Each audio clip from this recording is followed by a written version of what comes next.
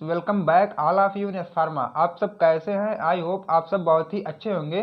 तो फ्रेंड्स, इस वीडियो में हम कवर करेंगे अपना हेमोपोइसिस। ठीक है, तो हेमोपोइसिस एंड और भी मतलब टॉपिक हैं जो इस वीडियो में कवर होंगी।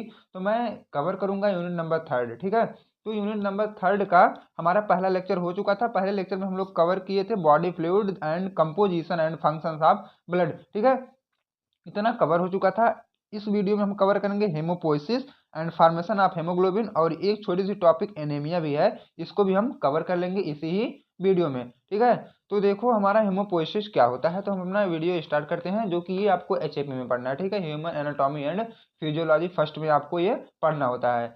अब देखो हमारा हेमोपोइसिस, तो हेमोपोइसिस का स्पेलिंग फ्रेंड्स कहीं कहीं HAE भी लिखा रहेगा और कहीं कहीं HEMO भी लिखा रहेगा। ठीक, तो आप उसे डिस्टर्ब ना होइएगा, दोनों बात सेम ही है। अब देखो हेमोपोइसिस एक वर्ड से और आएगा, अगर आपके एग्जाम में पूछ लिया कि हीमोपोएटिक किसे बोलते हैं। ठीक है, तो हीमोपोएटिक हेमोपोइसिस बात एक ही होती है, तो आप लोग वहाँ डिस्टर्ब ना होइएगा। ठीक है, ये तो पहले ही आपके एक नोट में था, ऐसा समझो कि एक नोटिस वाली थी बात। ठीक, अब देखो इसमें प्रोसेस क्या है, हेमोपोइसिस का प्रोसेस क्या होता है। It is the process of formation of blood cells like RBC, WBC and platelet. यह क्या होता है, इसमें आपका बनता है ब्लड सेल्स। ठीक है, ब्लड सेल्स आपके होते क्या क्या हैं, जैसे कि आरबीसी, डब्ल्यूबीसी और प्लेटलेट। ठीक है, तो हेमोपोइसिस जैसा कि वर्ड से पता चल रहा होगा आपको कि ह्यूमन मतलब होता है ब्लड, तो यहाँ हमें ब्लड से रिलेटेड कुछ बातें पढ़नी है। तो इसमें वही हमें पढ़ना है कि हमारा आरबीसी, डब्ल्यूबीसी, प्लेटलेट से ये जो ब्लड के कंपोनेंट वो बनते कैसे हैं, तो वो बनते हैं हमारे हीमोपोइसिस के अंडर में ही। ठीक है, अब देखो हीमोपोइसिस हमारा दो वर्ड से मिलकर बना होता है। हीमो मतलब होता है ब्लड सेल्स। ठीक है, हीमो मीन्स क्या होगा आपका blood cells. Blood cells means RBC, WBC, platelet, ये सब क्या है, ब्लड सेल्स होते हैं। अब पोइसिस मतलब होता है फॉर्मेशन या डेवलपमेंट। जब ब्लड का, जहां पे ब्लड का क्या हो, फॉर्मेशन हो या डेवलपमेंट हो, उन्हें हम बोलते हैं हीमोपोइसिस। ये तो क्या था एकदम मतलब शार्ट लैंग्वेज में आप यही बोल सकते हो कि जहां पर हमारा ब्लड बनता है उस कंडीशन को हम लोग बोलते हैं हीमोपोइसिस। अब देखो इसमें एक पॉइंट और लिखा गया है, in sites where this process occurs are known as haemopoietic tissue. और यह जितनी ये मतलब जो भी मतलब कंडीशन या कह सकते हो, या तो प्रोसेस कह सकते हो, या तो जो हमारी ब्लड जहां बन रही है उस मतलब बनने की जगह को या स्थान या साइट्स को आप बोलते हो हीमोपैटिक टिश्यू। तो ये सब काम कहाँ होता है, हीमोपैटिक टिश्यू में होता है। कौन काम, हमारा आरबीसी, डब्ल्यूबीसी, प्लेटलेट सब वहीं पे बनते हैं। ठीक है, हीमोपोएटिक टिश्यू में। अब देखो जैसा कि मैं यहाँ पे साइट की बात किया हूँ ना, तो हमारे किस साइट पे बनते हैं, तो आपका साइट कुछ यहाँ मेंशन किया गया है, जैसे कि bone marrow, spleen, liver, lymph node. इसके पहले आप लोगों ने बोन्स वाली वीडियो जरूर देखी होगी, अगर नहीं देखी है तो डिस्क्रिप्शन में जाओ, वहाँ आप देख लेंगे। तो इसमें देखो मैं आपको बताया था कि बोन्स, ठीक है, ये मान लो आपका एक जनरल सा टेढ़ा मेढ़ा फिगर है बोन्स का फ्रेंड्स है, ये ऐसे समझ लेना केवल समझने के लिए, ये बोन्स है। तो ये अपर वाले पार्ट में हमारा क्या बनता है, बोन मैरो होती है ना, इसी में हमारा ब्लड बनता है। तो यही क्या है, ये बोन मैरो, मतलब ये भी एक साइट हुई ना। तो हमारा साइट का मतलब ब्लड फॉर्मेशन की भी एक साइट होती है। और स्प्लीन में भी हमारा ब्लड बनता है, लीवर में भी, और लिम्फ नोड में बनता है। ये मैं आगे अभी आपको बता दूंगा कि कैसे बनता है। ओके, अब देखो यहाँ तक तो आपका हुआ। अब देखो फॉर्मेशन ऑफ हीमोग्लोबिन, जैसा कि आपके टॉपिक में मेंशन किया गया था सबसे पहले हीमोपोइसिस। तो हीमोपोइसिस हम लोगों ने सीख चुका है क्या होता है। अब आपके सिलेबस में यह भी मेंशन किया गया है फॉर्मेशन ऑफ हीमोग्लोबिन। आप अपने सिलेबस के अकॉर्डिंग ही पढ़ाई करो। ठीक है, आप सिलेबस से मैच भी कर सकते हो कि मैं क्या क्या आपको पढ़ा रहा हूँ। तो फॉर्मेशन ऑफ हीमोग्लोबिन, हीमोग्लोबिन को अगर आप शॉर्ट में कहना चाहते हो तो एच भी बोल सकते हो हीमोग्लोबिन को। ठीक है, कहीं अगर एच भी लिखा है तो आप समझ जाना कि यहाँ पे हीमोग्लोबिन की बात हो रही है। Haemoglobin is a protein in red blood cells. ठीक है, ये क्या है, रेड ब्लड सेल्स में पाए जाते हैं प्रोटीन की तरह। That carries oxygen from the lungs to the body tissue. और ये क्या करते हैं, ऑक्सीजन को कैरी करते हैं, मतलब ऑक्सीजन ढोने का काम करते हैं। कहाँ से, लंग्स से हमारे पूरे बॉडी के टिश्यू तक, पूरे बॉडी में जितने भी टिश्यू हैं वहां तक ये ऑक्सीजन पहुंचाते हैं। कहाँ से लेकर, लंग्स से लेकर हमारे पूरे बॉडी में जितने भी टिश्यू हैं वहां तक ये ऑक्सीजन कैरी करने का काम करवाते हैं हमारे हीमोग्लोबिन। और हीमोग्लोबिन बेसिकली देखो रेड कलर के पाए जाते हैं हमारे बॉडी के अंदर। ठीक है, उसके बाद जो आपका ब्लड का कलर रेड होता है ना, वो हीमोग्लोबिन की वजह से ही होता है आपका ब्लड रेड। ठीक है, अब उसके बाद इट इज सेंथेसाइज्ड। अब देखो इट इज सेंथेसाइज्ड ड्यूरिंग इरिथ्रोपोइसिस। अब पोइसिस ये बनते कैसे हैं, इरिथ्रोपोइसिस में ड्यूरिंग फॉर्मेशन ऑफ आरबीसी मतलब रेड ब्लड सेल्स। जब देखो रेड ब्लड सेल्स बनता है तो इसी कंडीशन को हम लोग बोलते हैं इरिथ्रोपोइसिस। और यह इरिथ्रोपोइसिस हीमोग्लोबिन से रिलेटेड ही है। इनटू रेड बोन मैरो, और ये बनते कहाँ हैं, red bone marrow with immature erythrocyte, ठीक है। अब देखो इसका स्ट्रक्चर क्या है। इसके अगर हम स्ट्रक्चर की बात करें तो इसमें क्या है, composed of iron, globulin and haem. इसमें क्या क्या होते हैं, हमारे आयरन होते हैं और ग्लोबुलिन होते हैं, ग्लोबिन होते हैं एंड हीम भी होते हैं।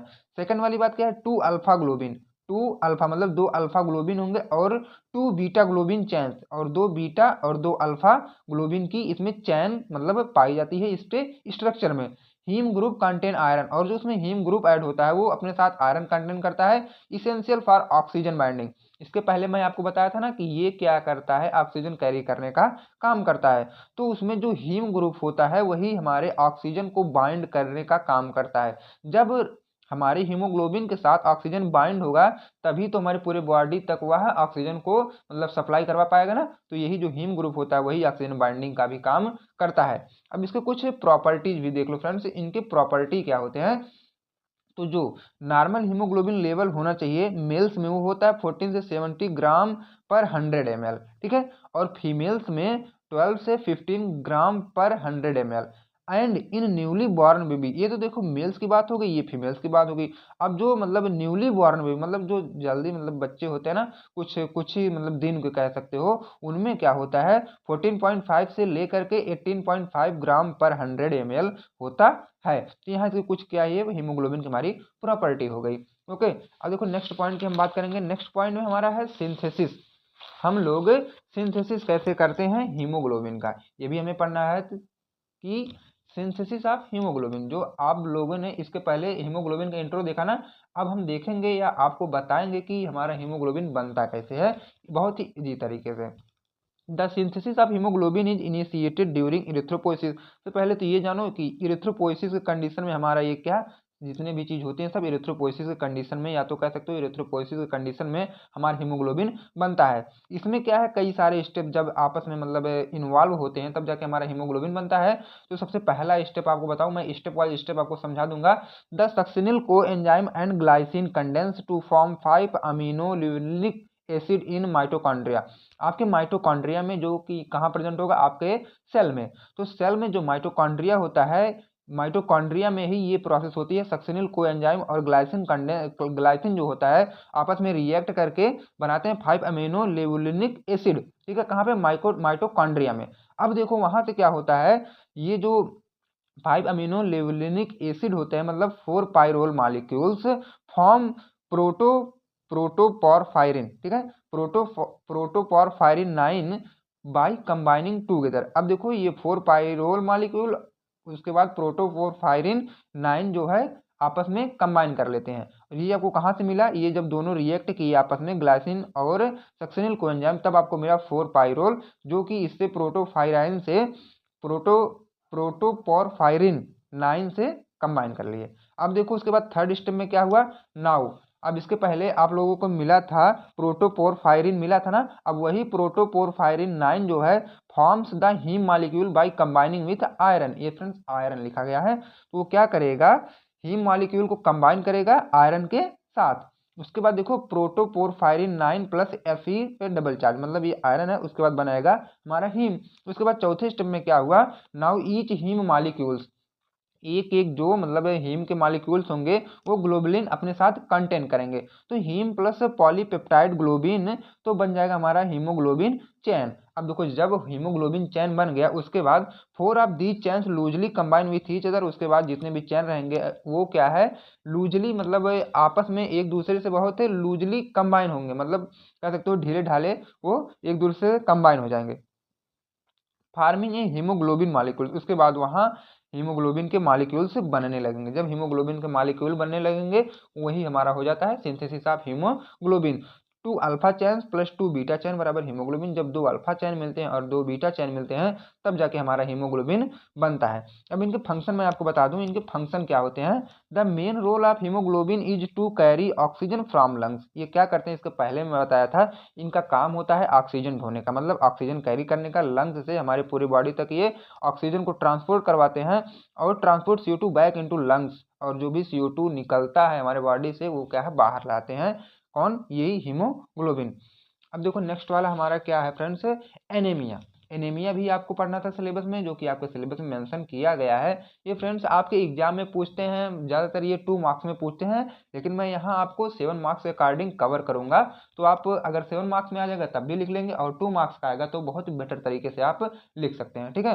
तो देखो वर्ड से आपको पता चल जाना चाहिए कि एनीमिया क्या होता है। एन प्लस एमिया, ये 2 वर्ड से मिलकर बना होता है। एन मतलब होता है विदाउट, और फ्रेंड्स एमिया मतलब होता है यहाँ आपका होता है ब्लड है, ठीक है।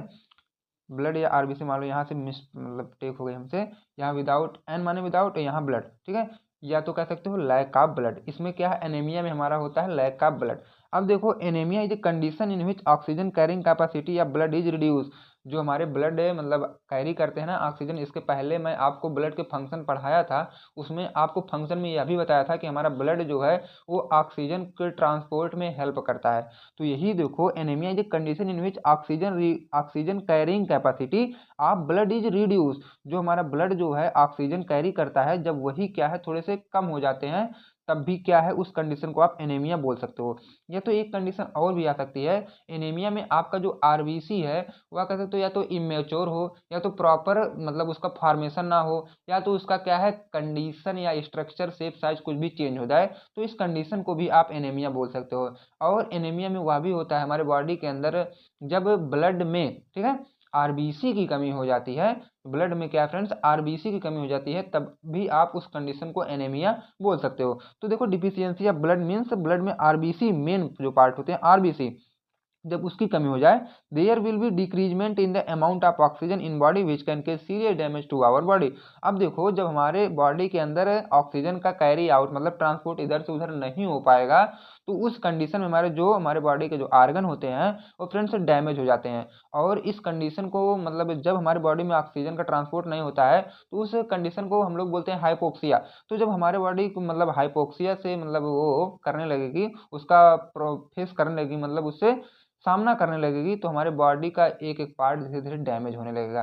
तो क्या है एनीमिया हमारे लिए बहुत ही खतरनाक हो सकती है। अब देखो ये एनीमिया होती क्यों है, इसके केजेज या रीजन क्या क्या है।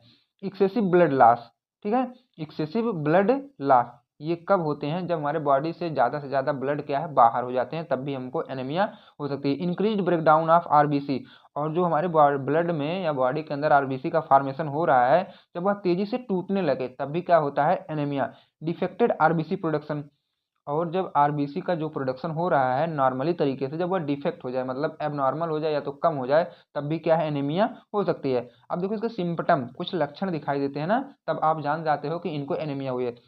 सबसे पहले क्या है वीकनेस, कमजोरी महसूस होगी, और थकावट मतलब टायर्डनेस। शॉर्टनेस ऑफ ब्रीथ, जो सांस लेंगे ना उसमें भी क्या है कुछ शॉर्टनेस होगा, मतलब अगर मान लो आप ये मतलब समझो खाली 1 मिनट में आप 4 बार 5 बार सांस लेते हो, तो इसमें शॉर्टनेस ऑफ ब्रीथ 1 मिनट में केवल आप 2 ही बार ले सकते हो सांस, ठीक है, ये केवल समझने के लिए है। और फास्ट हार्ट बीट, आपकी जो हार्ट बीट है वो भी बढ़ जाएगी, जल्दी जल्दी आपका जो हार्ट है वो मतलब अप डाउन होने लगेगा। तो बस चेस्ट पेन, आपका जो चेस्ट है वो भी उसमें दर्द होने लगेगा। अब देखो एनीमिया के टाइप कितने होते हैं, मेनली यहाँ 3 टाइप मैं लिख दिया हूँ। आप जब सेकंड सेमेस्टर में जाएंगे तो वहाँ पे आपको एक सब्जेक्ट मिलेगा पैथोफिजियोलॉजी, उसमें ये बहुत ही डीप पढ़ना है, ठीक है। तो वहाँ आप लोग डीप पढ़िएगा। यहाँ केवल क्या आपको 2 मार्क्स के अकॉर्डिंग या 7 मार्क्स में कभी कभी पूछा जाता है, तो इसलिए मैं यहाँ 3 ही मेंशन किया। Iron deficiency anaemia, megaloblastic anaemia और सिकल सेल एनीमिया, ठीक है। इसमें फ्रेंड्स ए नहीं होते हैं, मैं लिख दिया मिस्टेक हो गई है। तो देखो इतना 3 एनीमिया होते हैं। तो आयरन डिफिशियंसी एनीमिया में क्या होता है, iron deficiency anaemia occur due to lack of iron. जब हमारे ब्लड या में आयरन की कमी हो जाती है, तो उसे उस कंडीशन को हम लोग बोलते हैं आयरन डिफिशियंसी एनीमिया। अब देखो मेगैलोब्लास्टिक एनीमिया हम कब बोलेंगे, it is occur due to deficiency of folic acid. जब फोलिक एसिड या उसको जिसको आप बोलते हो फोलेट एंड विटामिन B12, जब ये इस दोनों की कमी हो जाती है, तो हम बोलते हैं megaloblastic anaemia. Due to this it forms immature RBC. अब देखो इस कंडीशन में जो आरबीसी बनते हैं ना वो इमेच्योर होते हैं, मैच्योर नहीं होते, इमेच्योर होते हैं। उसके बाद it occurs due to insufficient diet or disease. अब देखो ये हमें कब होते हैं, या तो आप अपने डाइट पे ना ध्यान दे रहे हो, या तो आपको मतलब ब्लड से रिलेटेड कोई भी रोग या डिजीज हुआ है, ठीक है। अब देखो सिकल सेल एनीमिया क्या होता है। तो sickle cell anaemia is a genetic disorder. ये क्या होता है, एक जेनेटिक डिसऑर्डर होता है केजिंग एबनॉर्मल हीमोग्लोबिन प्रोडक्शन, जिसमें क्या है हमारा जो हीमोग्लोबिन का प्रोडक्शन हुआ एबनॉर्मल हो जाता है। एबनॉर्मल मतलब एक नॉर्मली तरीके से जितना होना चाहिए उतना नहीं हो रहा है, या तो कम ही होगा या तो ज़्यादा होगा, leading to sickle shaped red blood cell. और जो आपके आरबीसी होते हैं कुछ वो हंसिया टाइप का आकार ले लेते हैं फ्रेंड्स, ठीक है, इस तरह आकार वो ले लेते हैं। तो जब इस तरह लेंगे तो इसका शेप भी छोटा हो जाएगा, साइज भी छोटी हो जाएंगी और ये इमेच्योर होंगे, ठीक है। तो उसी कंडीशन को आप बोलोगे सिकल सेल एनीमिया।